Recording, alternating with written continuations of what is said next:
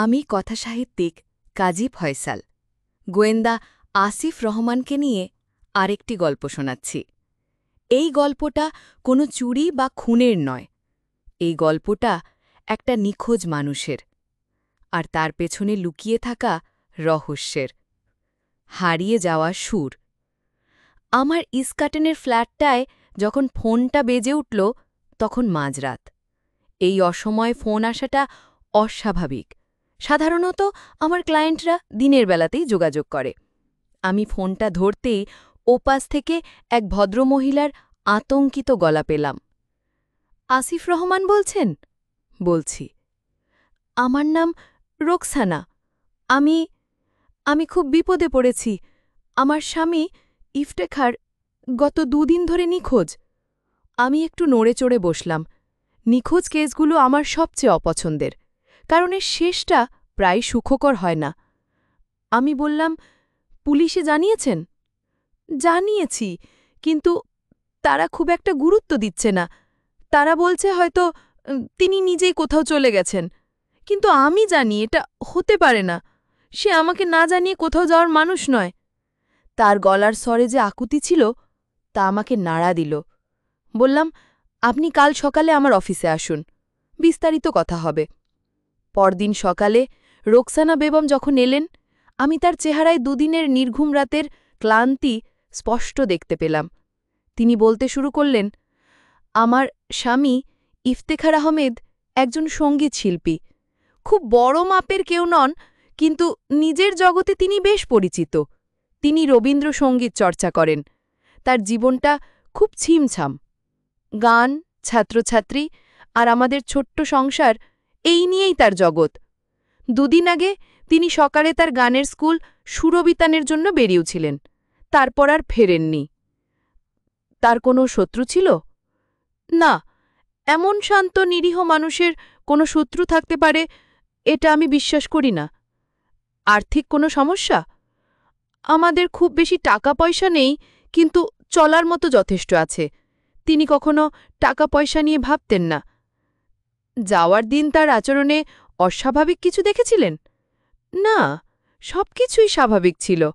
সকালে আমার হাতে চা খেয়ে আমার কপালে একটা চুমু দিয়ে বেরিয়ে গেল। যাওয়ার আগে শুধু বলল, আজ একটা নতুন সুর মাথায় ঘুরছে রোকসানা, খুব সুন্দর একটা সুর। আমি সবকিছু শুনলাম। বললাম, আমাকে তার গানের স্কুলে একবার যেতে হবে। ইফতেখার আহমেদের গানের স্কুল সুরবিতান ধানমন্ডির এক পুরনো বাড়ির দোতলায়। স্কুলটা ছোট, কিন্তু খুব সুন্দর করে সাজানো। দেয়ালে রবীন্দ্রনাথের ছবি আর ঘরের কোণে একটা তান কুড়া রাখা। আমি স্কুলের ছাত্রছাত্রী আর শিক্ষকদের সাথে কথা বললাম। তারা সবাই একই কথা বলল। ইফতেখার সাহেব খুব ভালো মানুষ ছিলেন। তার নিখোঁজ হয়ে যাওয়াটা তাদের কাছেও একটা বড় ধাক্কা।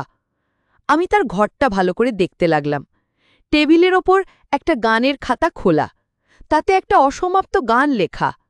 গানের কথাগুলো অদ্ভুত। হারিয়ে যাওয়া মেঘের দলে খুঁজি তোমায় পথের ভুলে। আমার চোখটা হঠাৎ আটকে গেল টেবিলের কোণায় পড়ে থাকা একটা ছোট ছেঁড়া কাগজের টুকরোর উপরে। তাতে শুধু একটা শব্দ লেখা, জলতরঙ্গ। আমি রোকসানা বেগমকে জিজ্ঞেস করলাম, এই জলতরঙ্গ শব্দটার কোনো মানে আছে? তিনি কিছুক্ষণ ভেবে বললেন, না, ঠিক মনে পড়ছে না, তবে হ্যাঁ, জলতরঙ্গ নামে একটা পুরনো প্রায় পরিত্যক্ত রিসোর্ট আছে গাজীপুরের দিকে। ইফতেখারের খুব পছন্দের জায়গা ছিল। মন খারাপ হলেই সে ওখানে চলে যেত। কিন্তু সে তো সেখানে একা যাওয়ার কথা নয়। আমার মনে হলো আমি হয়তো একটা সুতো খুঁজে পেয়েছি। আমি সেদিনই গাজীপুরের দিকে রওনা দিলাম। জলতরঙ্গ রিসর্টটা খুঁজে বের করতে বেশ বেগ পেতে হলো। এটা এখন আর রিসর্ট নেই, একটা ভাঙাচোরা পরিত্যক্ত বাড়ি মাত্র। চারিদিকে জঙ্গল আর কেমন একটা ভুতুড়ে পরিবেশ। আমি রিসর্টের ভেতরে ঢুকলাম। চারিদিকে নিস্তব্ধতা, শুধু ঝিঁঝি পোকার ডাক আর পাতার খসখস শব্দ। আমার মনে হচ্ছিল আমি কোনো ভুল জায়গায় চলে এসেছি। আমি যখন প্রায় ফিরে আসব ঠিক তখনই আমার কানে একটা অদ্ভুত সুর ভেসে এলো। খুব ক্ষীণ কিন্তু স্পষ্ট। মনে হচ্ছে কেউ যেন খুব নিচু গলায় একটা গান গাইছে। আমি শব্দের উৎস ধরে এগোতে লাগলাম। রিসোর্টের পেছনে একটা বড় দিঘির পাশে একটা লোক একা বসে আছে। তার পরনে সাদা পাজামা পাঞ্জাবি। সে দিঘির জলের দিকে তাকিয়ে আপন মনে গান গাইছে, সেই একই গান যা আমি তার খাতায় লেখা দেখে এসেছি। আমি তার পেছনে গিয়ে দাঁড়ালাম। সে আমার উপস্থিতি টের পায়নি। সে তখনও গেয়ে চলেছে। তার গানে কোনো দুঃখ নেই, আছে এক অদ্ভুত প্রশান্তি। আমি নরম গলায় ডাকলাম, ইফতেখার সাহেব। সে চমকে আমার দিকে তাকাল। তার চোখে কোনো ভয় নেই, আছে রাজ্যের বিস্ময়, যেন সে আমাকে এখানে আশা করেনি। আমি বললাম, আপনার স্বামী আপনার জন্য খুব চিন্তা করছেন। তিনি একটা দীর্ঘশ্বাস ফেললেন।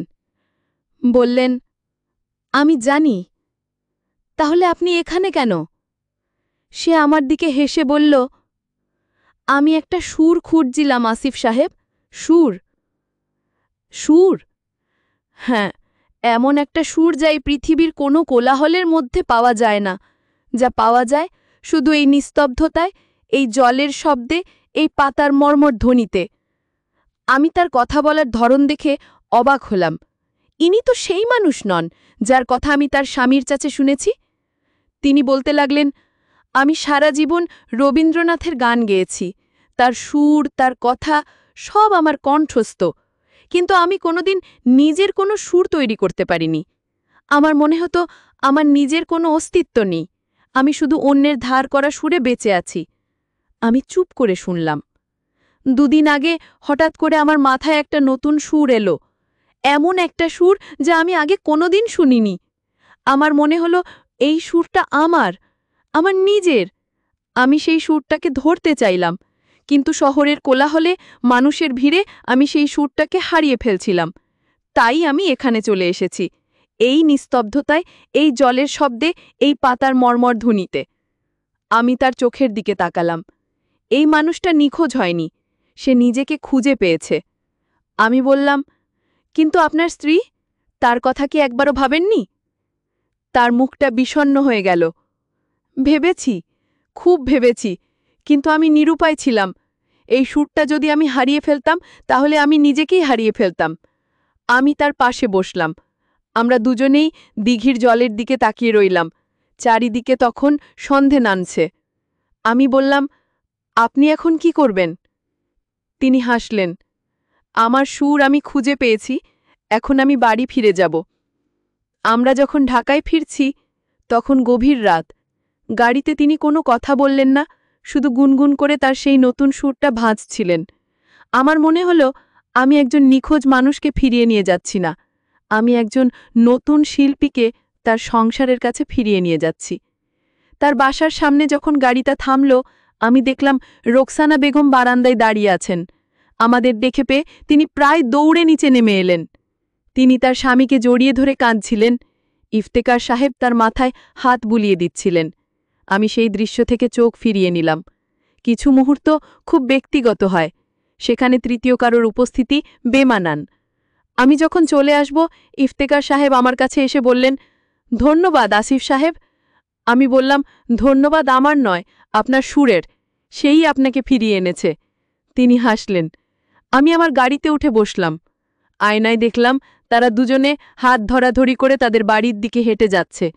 আমার মনে হলো এই পৃথিবীতে সবাই কিছু না কিছু খুঁজে বেড়ায়, কেউ টাকা, কেউ ক্ষমতা, আর কেউ হয়তো ইফতেখার সাহেবের মতো একটা হারিয়ে যাওয়া সুর।